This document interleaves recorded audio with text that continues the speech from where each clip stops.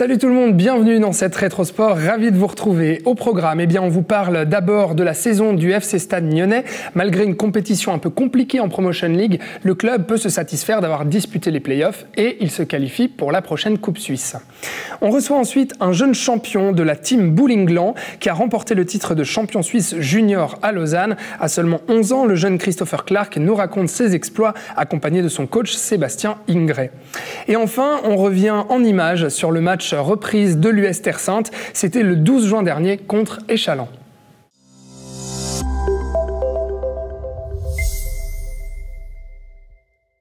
Le FC Stade Nyonnais clôture sa saison sur une note positive, malgré une Promotion League compliquée durant laquelle les jaunes et noirs ont encaissé pas mal de défaites et terminé sur un match nul. Et une 8e et dernière place des playoffs, Nyon s'est qualifié pour la prochaine Coupe Suisse lors d'un match qui s'est fini au tir au but contre Breiten Rein. C'était vendredi soir à Colovray. On fait le bilan de cette saison avec Varoujan Simonov qui est manager général du FC Stade Nyonnais. Bonjour Varoujan. Bonjour. Et Domingos Ribeiro qui est coach assistant de cette première équipe. Bonjour. Domingos. Domingos, du coup, revenons sur ce match de vendredi. C'était chaud, c'était stressant, j'imagine, parce que fin comme ça au tir au but et finalement qualification pour la Coupe Suisse. C'était un match à voir, puisque par rapport au déroulement du match, on perdait 2-0 jusqu'à la 84e. Et je crois que pour le bien du club, pour le bien aussi de l'état d'esprit qu'ils ont manifesté sur le terrain, je crois que c'est très bien d'être qualifié comme ça. La Coupe Suisse, Varoujan, qu'est-ce que ça représente pour le FC Stade Nyonnais? Justement, moi je suis très content qu'on a passé encore une fois au pénalty. Il y a 2 ans, c'était pareil contre Nottingham. Oui. Et j'ai dit tout de suite après le match, on perdait 2-0, on est revenu au score. C'était vraiment un état d'esprit extraordinaire. Et moi, j'ai dit tout de suite aux joueurs, après, voilà, on est une équipe de coupe, on devient une équipe. Il y a dans beaucoup de championnats, il y a des équipes de coupe. Et maintenant, depuis 5 ans que je suis là, on était toujours qualifiés pour la Coupe Suisse et ça fait plaisir. Ouais. On ne s'est pas fait sortir avant le 16e. Ouais, voilà. Donc c'est une crédibilité en fait pour le club de participer à cette Coupe Suisse, d'être qualifié. Oui, c'est quand même aussi une motivation pour les jeunes, ouais. pour la région quand même. Si on joue Thun, on a joué Grasshopper, on a joué IB, on a joué Lausanne Sport l'année passée. C'est quand même, ça fait du bien. Et, ouais. C'est bien pour la région. Ouais. Domingos, revenons sur cette saison du coup en Promotion League. Alors, bien sûr, il y a eu un arrêt pendant longtemps dû au Covid, puis après finalement une reprise possible de cette Promotion League au printemps. Ça s'est clôturé le 12 juin dernier face à Yverdon, un match nul, mais il y a eu pas mal de défaites, je le disais en introduction, qui ont été encaissées. Comment on explique tout ça ? Alors moi, je vais essayer d'être le plus succinct possible. C'est que ce soit Anthony Breza ou moi, quand on est arrivé au Stade Nyonnais, en fait, on a repris un groupe qui avait fait un bon premier tour. Donc c'était au mois de février, on était parti là-dessus, avec une bonne préparation. Après, il y a eu le Covid qui est arrivé, qui a tout stoppé. Il faut savoir qu'après ce groupe-là, qui était quand même un bon groupe, qui était sur une bonne dynamique, il y a eu 7 changements. Donc quand tu fais 7 changements qui font pratiquement un tiers de l'équipe, du contingent, il faut recréer un état d'esprit, il faut recréer pas mal de choses. Et le début de saison, il a été un peu léger au niveau des résultats. Donc beaucoup de matchs nuls, alors une structure défensive quelque part cohérente, mais on n'arrivait pas à enchaîner. Après, dès qu'on a enchaîné les résultats, qu'on était dans une bonne dynamique, boum, de nouveau l'arrêt. Donc qu'est-ce qui se passe? On ne sait pas comment on allait reprendre, ainsi de suite. Donc on perd notre meilleur attaquant qui part donc à l'étranger. On ne fait pas de recrutement. Et après, il a fallu de nouveau repartir un petit peu dans ce processus de création d'état d'esprit de groupe avec une équipe amoindrie. Oui, parce qu'il y a eu des blessés, beaucoup. Alors pas au début. Au début, ce qui nous a permis d'être dans les playoffs.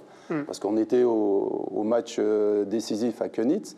Même en gagnant, on n'était pas sûr de faire les playoffs. Donc on a gagné le match, qui était quand même primordial pour nous, avec les résultats aussi des équipes adverses qui nous ont permis d'intégrer ces 8 premiers. Et c'est là après qu'on a eu les blessés et qu'on a eu un déficit au niveau du bloc offensif, et ce qui nous a empêché, entre guillemets, d'avoir des résultats cohérents dans cette phase de play-off. Mais on savait que quoi qu'il arrivait, de toute façon, on se maintenait en première ligue promotion. Après, l'objectif primordial pour le club, c'était de se qualifier pour la Coupe. Et ce qu'on a réussi à faire, tant bien que mal, parce que c'était pas évident de revenir de 0-2 contre Brighton Hove. Et après, quand tu fais le bilan général, on a fait les playoffs et on s'est qualifié pour la Coupe Suisse. Voilà un petit peu par rapport à ça. Donc finalement, Varoujan, les objectifs atteints, se qualifier pour les playoffs et puis se qualifier pour la Coupe Suisse, même si du coup cette saison a été compliquée puis que vous terminez le FC Stade Nyonnais dernier du coup des playoffs, donc 8e. Quel est ton regard à toi, Varoujan ? Non, pour moi, voilà, avec la qualification pour la Coupe Suisse, c'était quand même l'objectif était atteint. Si on finit 3e ou on gagne le match qualificatif pour la Coupe, pour moi, c'est la même chose. Le 8e, oui, le 8e, si on gagnait un match de plus, on était 4e ou 5e. Mais voilà, après, avec toutes ces circonstances, qu'on a même 2 attaquants qu'on a lâchés en hiver, c'est quand même une saison pas ratée, mais à la fin quand même, je veux dire, un bilan mitigé, mitigé, voilà. Ouais. Mais à quel point, moi je me demande, du coup, vous êtes en train tous les deux de parler aussi des absences de certains joueurs, aussi de certains joueurs qui sont partis à l'étranger et autres. Pour ce qui est de la pandémie, à quel point est-ce que justement elle a fragilisé cette saison du FC Stade Nyonnais et plus largement le maintien du club et la santé du club ? Vous dites le maintien au niveau financier ou... Oui, par exemple, effectivement. Non, à ce niveau-là, on n'avait pas de se faire des soucis parce que voilà, on a quand même notre président qui couvre s'il y a des dettes, mais on a eu aussi l'aide de le Fonds du sport au premier tour, un peu, que je dois le remercier, et aussi le caisse chômage avec le RHT qu'on a pu, mais seulement à partir de janvier, avant ils n'ont pas pris en charge. Qui nous a aidés quand même pendant 2 mois et demi, jusqu'on a repris la Promotion League. Et voilà, comme ça, au niveau administratif, financier, ça nous a aidés quand même. Sinon, ça aurait été difficile. Parce qu'au niveau, s'il y a une petite déception, c'est au niveau de l'ASF. Là, on n'a rien reçu. C'est quand même... un peu dommage parce qu'on est la Promotion League, on est le 3e niveau suisse et eux ils se sont cachés toujours derrière le Suisse olympique. Oui, il faut voir avec le Suisse olympique, il y a des fonds qu'on peut... Mais là c'est trop compliqué, moi je ne connais pas combien de clubs, je ne sais pas, ils ont fait cette demande-là. Mais sinon, voilà, avec les subventions du Fonds du sport et de la ville de Nyon, qui nous aide toujours chaque année avec les subventions. On s'en sortit pas mal. Ouais. Au niveau du mental et du moral plutôt du club et de cette première équipe, justement, d'arriver à la consolider, d'arriver malgré justement le manque d'entraînement, etc. Domingos, finalement, ce bilan même mitigé sur cette saison-là de Promotion League, toi, tu le vois comment au niveau du maintien, on va dire, de l'équipe et du moral ? Bon, au début, il n'y a pas eu trop de soucis parce qu'on savait que les joueurs faisaient leur travail au quotidien chez eux, en individuel, mais ce n'était pas la même chose que quand tu étais au niveau du collectif. Parce qu'au départ, on était bien, il y avait peu de blessés, on a quand même fait une bonne préparation et tout. Et nous, c'est dès qu'on a commencé les matchs, puisqu'on savait qu'il y avait 3 matchs à faire, et chez nous, on a loupé beaucoup de matchs. Je pense que si on fait un bilan comptable, on a pris très peu de points à domicile. Donc il y a eu, je crois, beaucoup de défaites à domicile. Et on a réussi l'objectif en allant chercher des points à l'extérieur. Donc heureusement. Et c'est dans ce match à Königs où on n'est pas en situation favorable. Et je ne sais pas ce qui serait passé si on avait perdu ce match-là, qu'on se retrouvait dans les playdowns. Donc ça aurait pu être compliqué. On peut regarder vers l'avenir maintenant. Parlons de la constitution peut-être de cette équipe. On a appris récemment que Anthony Baron, donc fidèle capitaine et pilier de l'équipe, ainsi que Loïc Ambala allaient quitter Nyon donc, pour Yverdon. Yverdon qui a été promu en Challenge League. Qu'est-ce que ça veut dire pour l'équipe de Nyon ? Bon, ce n'est pas les seuls. Je pense qu'après, Varoujan pourra vous expliquer. Je crois qu'il y a une restructuration complète du contingent, puisque je crois qu'il y aura entre 10 et 12 départs. qui sont énormes. Donc il y a des joueurs qui partent au-dessus, ce qui est tout à fait normal et au contraire, nous, on est contents par rapport au développement qu'il y a eu, puisqu'il y a des joueurs qui partent en Challenge League. D'autres s'en vont pour des choix de joueurs. Donc ça veut dire qu'il va falloir reconstituer une toute nouvelle équipe, en fait. Et c'est pour ça qu'on revient toujours au même, c'est-à-dire que quand tu as 10 à 12 départs, donc il faudra reprendre 10 à 10 nouveaux joueurs, ben, il y a un groupe à refaire, un groupe à reconstituer, des idées de jeu communes à mettre en place. Et ça prend du temps. Ça prend du temps.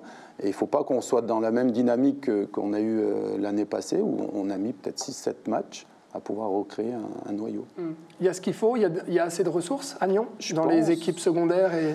Alors nous, on a ponctionné en tout, puisqu'il y a une bonne synergie entre les deux équipes. Il faut savoir que sur les playoffs, il y a toujours 3-4 jeunes de la deuxième ligue qui sont venus jouer avec nous. Donc on goûtait à la première ligue promotion, qui au départ était, eux jouaient en deuxième ligue, donc il y a quand même un saut entre les deux. Et il y a des joueurs qui ont manifesté un bon état d'esprit, qui ont eu quand même l'implication nécessaire pour faire des bouts de match ou certains matchs, mais dans la durée, bah, il faut bosser, parce qu'à un moment donné, c'est pas évident. Varoujane, on comprend que cette équipe va devoir être complètement refondée. Est-ce qu'on peut avoir... Complètement, mais... grandement en tout cas. Est-ce qu'on peut peut avoir confiance sur la possibilité du FC Stade Nyonnais de rester dans la course pour la Promotion League et d'arriver à trouver les ressources nécessaires dans la relève peut-être et dans la jeunesse? Non, mais c'est clair. Nous, Promotion League, on va jouer aussi, ça je peux vous promettre, l'année prochaine une rôle. D'ailleurs, ça va changer le système, je ne sais pas si vous êtes au courant. Il va y avoir un play-off, on va faire 35 matchs.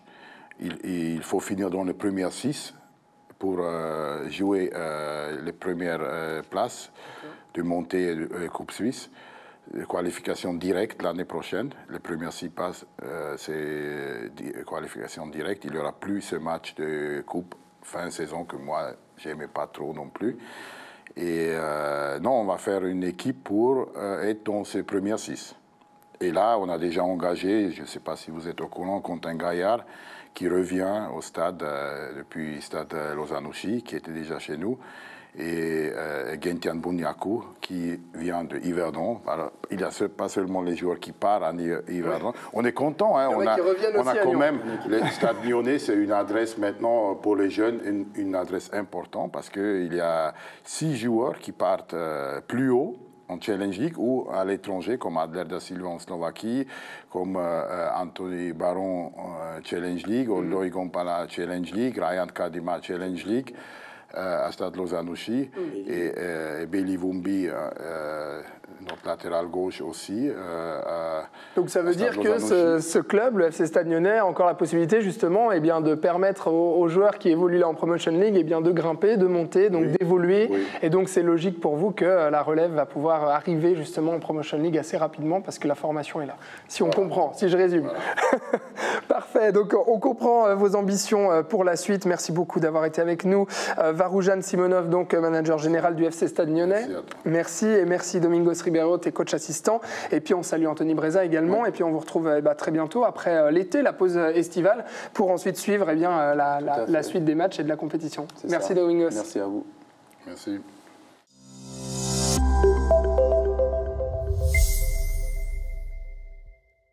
On parle bowling à présent puisque un jeune champion de la team Bowling Gland a remporté le titre de champion suisse junior dans la catégorie C U13. À 11 ans, le jeune Christopher Clark, qui habite Gingin, a réussi à battre son adversaire âgé, lui, de 13 ans. Il est avec nous en plateau. Bonjour Christopher. Bonjour. Et il est venu accompagné de son coach Sébastien Ingré. Bonjour Sébastien. Bonjour. Alors, champion dans ta catégorie, champion suisse, c'était ta première compétition à haut niveau. Qu'est-ce que ça te fait, Christopher ?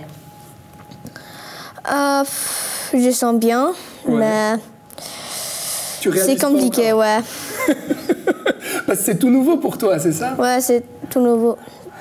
Qu'est-ce qui t'a donné envie de te lancer dans la compétition comme ça? Je sais pas, c'est juste arrivé. C'est l'envie, comme ça, le bowling, de le pratiquer à haut niveau. Tu faisais sûrement des très bons scores à Gland, c'est ça? Ouais. Et on t'a dit où, toi, il faudrait peut-être que tu ailles un peu plus loin? Ouais. Et tu nous as ramené un très beau trophée ici en plateau. Sébastien, il y a de bons espoirs du coup avec Christopher. Ça c'est clair, Christopher, il a un jeu très propre. un peu atypique parce que... mais ouais. On va dire qu'au résultat, il est présent. Donc, ouais. Comment ça s'est fait du coup donc, parce que Christopher, il est venu s'inscrire dans la team Bowling Gland et puis il y a un contact qui s'est fait entre toi et lui. Et puis, C'était un peu avant de rentrer dans la team Bowling Gland. Il venait faire des petits tournois qu'on fait une fois par mois, des tournois amicaux. Et Christopher avait déjà bien bataillé, puis chahuté même moi, parce qu'il a un très bon niveau. Et puis après, en discutant avec Christopher, son papa, et puis je leur ai proposé d'intégrer la team. Et puis tous les mercredis, ils viennent s'entraîner l'après-midi. Ils passent quelques heures à travailler la technique et puis surtout le physique, parce qu'il fait énormément de parties à chaque fois. Mais c'est vrai qu'il faut aussi qu'il pense un peu à sa santé, parce que trop de pratique, tu la pratiques.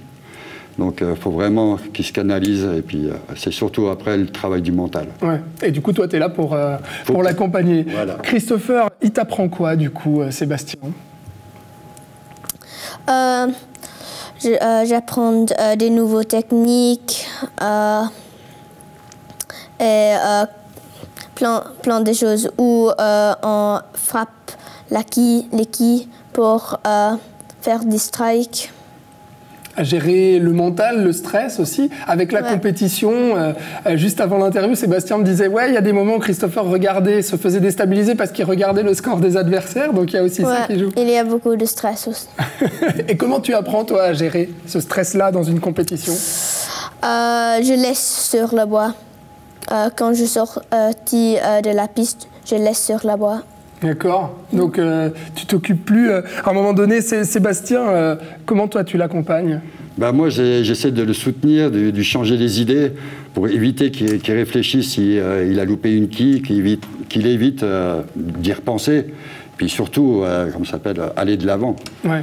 Et Christopher, pour ça, il est très à l'écoute, donc c'est fantastique de travailler avec lui. Ouais. Et puis, décidément, la team Bowling Gland, ça marche bien pour vous, parce que toi, Sébastien, tu as été champion suisse de la catégorie C donc l'année passée. Tout à fait. Ouais. Donc ça va bien, mais c'est bizarre parce que c'est vrai qu'on n'imagine pas comme ça le bowling comme un sport de compétition. Pourquoi? Non, tout à fait.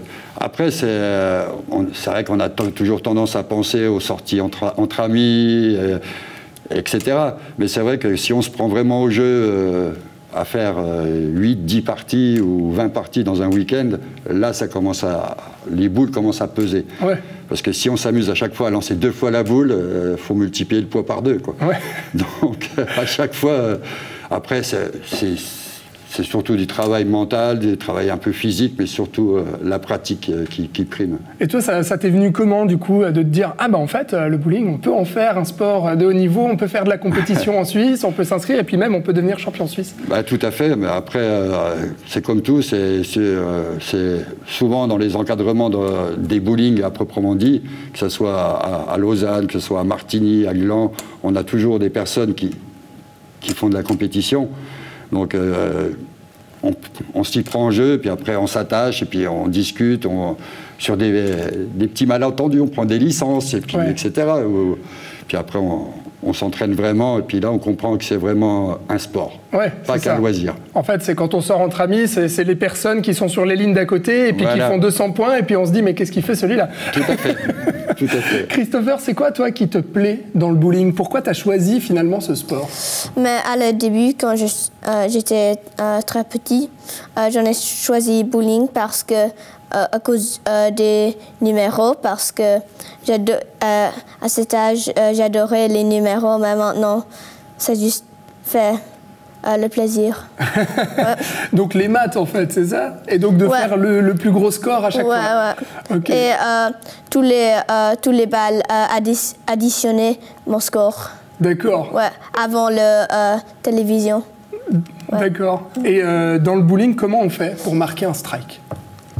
Il y a une technique particulière? Tu dois frapper la quille centrale soit à gauche ou à droite, mais pas directement au centre, parce que sinon tu fais une split. Ah, d'accord. Ok. Donc il faut viser de manière particulière, et puis c'est ça du coup que toi tu essayes d'apprendre aussi les techniques différentes. C'est pareil, si vous regardez dans les vidéos qui passent derrière vous, il joue avec une boule de spare. Donc c'est une boule droite. Puis moi par exemple je joue avec une boule réactive. Donc nous... c'est quoi qui change? C'est le poids? Non, il y a le revêtement, le noyau interne. Donc il y a plusieurs sortes de boules. Donc tu as la solide, donc c'est les boules qui sont un peu plus mates, tu as l'hybride, tu as la pearl, tu as les uréthanes, et tu as la boule de spare que j'ai fait travailler au maximum Christopher. Et quand on se sentira après les deux pour le faire passer avec une boule réactive, on fera le nécessaire. Mais c'est vrai que pour nous, avec une boule réactive, on doit donner un angle approximatif de 23 degrés pour rentrer entre la quille 1 et la quille 3 pour être sûr de faire un strike. Ah oui, d'accord. Donc ça se joue aussi beaucoup à l'outil, en fait. Voilà. D'accord. Et à la technologie, finalement, de la boule. C'est quoi la reconnaissance de ce sport en Suisse et les débouchés aujourd'hui? Après, on va dire que c'est encore un sport très jeune en Suisse, mais puis très méconnu.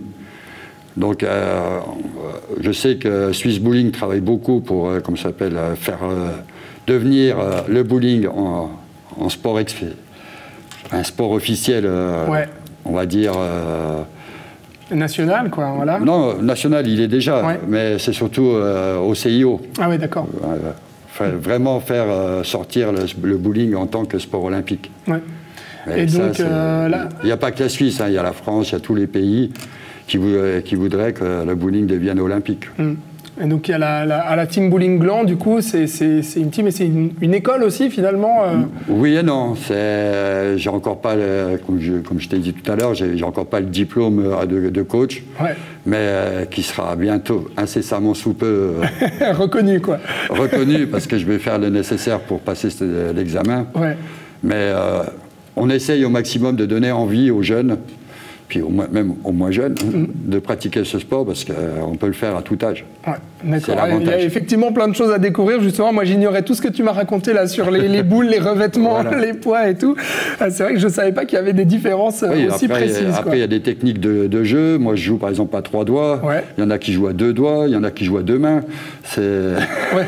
C'est variable. Puis chaque personne est différente. Vous prenez 10 joueurs de bowling et on est les 10 à avoir un style de jeu différent. Et toi, Christopher, du coup, donc toi, la boule, on l'a compris, c'est la boule de spare, si j'écoute Sébastien. Et toi, tu joues à 2 doigts, à 3 doigts, tu fais comment? Je joue à 3 doigts. Mais je prends pas la boule comme ça. Tu la prends comme ça, par-dessus, d'accord. C'est quoi, toi, Christopher, tes ambitions pour la suite, pour la compétition? Bon, alors là, voilà, champion suisse junior dans ta catégorie. Après, ça va être la catégorie d'âge supérieure, on l'imagine. On espère aussi que tu nous ramènes un nouveau trophée. Mais toi, qu'est-ce que tu as envie de faire avec le bowling? Je sais pas, peut-être avoir le titre champion d'Europe. Carrément. D'accord, ok. Donc il y a des belles ambitions ici. Il a des grands objectifs. Mais il a un potentiel énorme. D'accord. Puis quand il est en mode entraînement, c'est entraînement. Il n'y a rien qui le perturbe. C'est ça qui est top. On va suivre alors votre parcours à tous les deux. Christopher Clark, jeune champion suisse, donc junior de bowling, et puis Sébastien Ingray, qui lui aussi est champion suisse de bowling 2020, et donc le coach de Christopher. Alors à bientôt. Et merci. À bientôt, puis merci. Merci Christopher. Merci, à bientôt.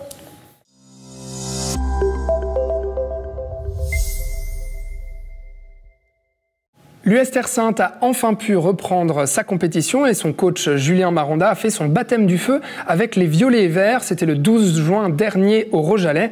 Malheureusement, sur une cruelle défaite face à Échalon, 1-2, et le club de Coppet n'a rien pu faire non plus face au leader bernois le week-end passé et a concédé une défaite 6-1. Avant de rencontrer Bulle le samedi 25 juin pour son dernier match de championnat, je vous propose un retour sur le match reprise de l'US Terre Sainte face à Échalon le 12 juin dernier. NRTV y était. Je vous raconte tout ça en images. Julien Maranda, reprise des matchs aujourd'hui pour l'US Terre Sainte sur une défaite un petit peu amère, on imagine, parce que 2-1 avec un deuxième but pour Échalon, vraiment à la dernière minute sur le dernier coup de sifflet. Comment vous vous sentez? Frustré, bien sûr, hein, frustré. Je crois que la fin de première mi-temps, là, on mène déjà 1-0 et puis après on a des chances en fin de première mi-temps, malheureusement on ne marque pas. Et en deuxième mi-temps, le match a un petit peu tourné, Chalon est revenu très fort, nous a créé quelques soucis et malheureusement on n'a pas su conserver l'acquis qu'on avait à la pause. Pour être complètement honnête avec toi, c'est dur, on encaisse dans la dernière seconde. Alors que je pense que globalement, on aurait dû avoir le match en main et pas perdre ce match. Oui, alors qu'il y avait de la confiance pendant la première mi-temps. Comment vous expliquez cette deuxième mi-temps un peu plus molle? Oui, bonne question, c'est une bonne question. Maintenant, il faudra analyser un petit peu ce qui s'est passé. Mais c'est clair qu'aujourd'hui, il y avait la place pour beaucoup mieux faire, pour prendre un minimum un point, même si l'adversaire s'est retrouvé à 10 assez tôt dans le terrain, dans le match. Et nous, ça nous a permis d'être plus haut dans le terrain aussi, comparé au début de match où on était 11 contre 11. Mais malheureusement, ça n'a pas suffi pour prendre des points aujourd'hui. On peut se prendre qu'à nous-mêmes, on a reculé alors qu'on est un de plus. C'est à nous de normalement prendre le jeu, c'est à nous de mettre le rythme. Et c'est tout simplement ce qu'on n'a pas fait. Donc on a pris le premier et malheureusement le deuxième dans les dernières secondes. On peut imaginer aussi que le fait de revenir là, enfin à la compétition avec des mois et des mois de pause, ça peut peser peut-être sur les jambes et puis il y avait peut-être une fatigue un peu plus rapide? Ouais, c'est possible. C'est possible. Après, à chaud, pour être complètement honnête avec toi, je suis plus frustré que essayer de trouver des excuses, pour être complètement honnête. Mais c'est clair, oui, ça fait longtemps qu'on n'a pas joué, donc c'est possible que physiquement, on était un petit peu dans le dur sur la fin du match. Donc à chaud, l'analyse de ce match, pour la suite, qu'est-ce qu'il va falloir faire? C'est quand on a les opportunités, il faut les mettre au fond. Et Chalon, on n'a pas eu 10 000 aujourd'hui, mais ils ont mis leur occasion au fond. Et puis nous, malheureusement, sur la fin de première mi-temps, comme j'ai dit avant, on a plusieurs chances. Il y a un goal annulé sur hors-jeu, ça faisait 2-0, ça n'aurait pas été le même match à la fin. Et aujourd'hui, c'est nous qui fêtions et pas Chalon. Ces émotions du football, malheureusement, c'est pas seulement dans la victoire, c'est aussi dans la défaite. Et puis aujourd'hui, de nouveau, il va falloir accepter cette frustration qu'on a. Mais bien sûr qu'on est très heureux d'avoir retrouvé le terrain aujourd'hui et la compétition. Un petit mot, Benoît, pour terminer. Qu'est-ce que ça fait de disputer un match en même temps que la Suisse dispute son premier match pour l'Euro? Compliqué. On était dans la buvette pour la première mi-temps à jeter avec le maillot de l'équipe 6.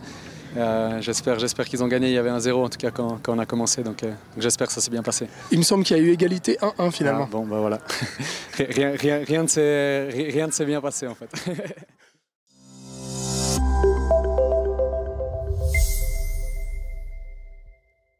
Merci à tous d'avoir regardé cette Rétro Sport. J'espère que ça vous a plu. Je vous souhaite un excellent week-end et je vous dis à la semaine prochaine sur NRTV.